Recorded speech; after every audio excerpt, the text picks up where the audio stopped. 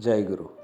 चलिए परम ब्रह्म श्री श्री ठाकुर अनुकूल चंद्र जी के जीवन कहानी के ऊपर आलोचना करते हैं। बड़ौदा के बाल्यकाल से ही ठाकुर की विशेष नज़र उन पर रहती थी, क्योंकि वो ज्येष्ठ पुत्र है।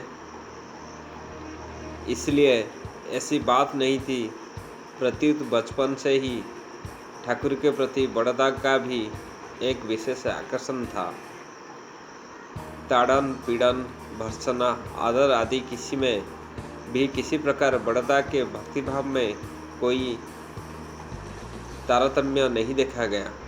जिन्होंने देखा है उनसे ही मैंने सुना है, बड़ौदा पर ठाकुर ने निर्मम भाव से प्रहार किया है और उन्होंने उनके कठोर प्रहार को अम्लान हो बर्दाश्त किए हैं। किसी अवस्था में भी उन्होंने भागने की चेष्टा नहीं की है। प्रत्युत ऐसा भी हुआ है कि जब श्री श्री ठाकुर की ऐसी अवस्था रहती थी तो उस समय उन्होंने पैर हाथ सहलाया है, पंखा भी झेला है।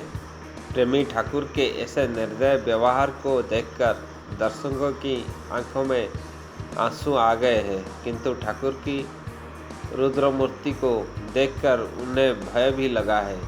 उस समय ऐसा प्रतीत हुआ है मानो उनके हृदय में दया माया नाम की कोई चीज़ नहीं है।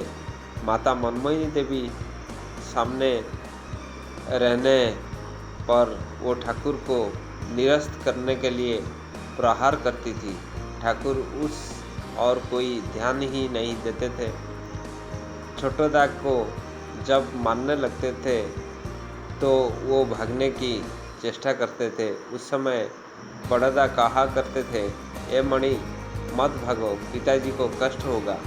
यह सिखाई हुई बात नहीं थी, बल्कि छोटे शिशु के हृदय के प्रेम की भाषा थी।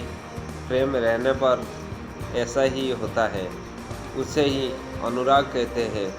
तुम सुखी हो तो मैं भी सुखी हूँ, तुम्हारे सिवा मेरा कोई अस्तित्व नहीं है। जय गुरु।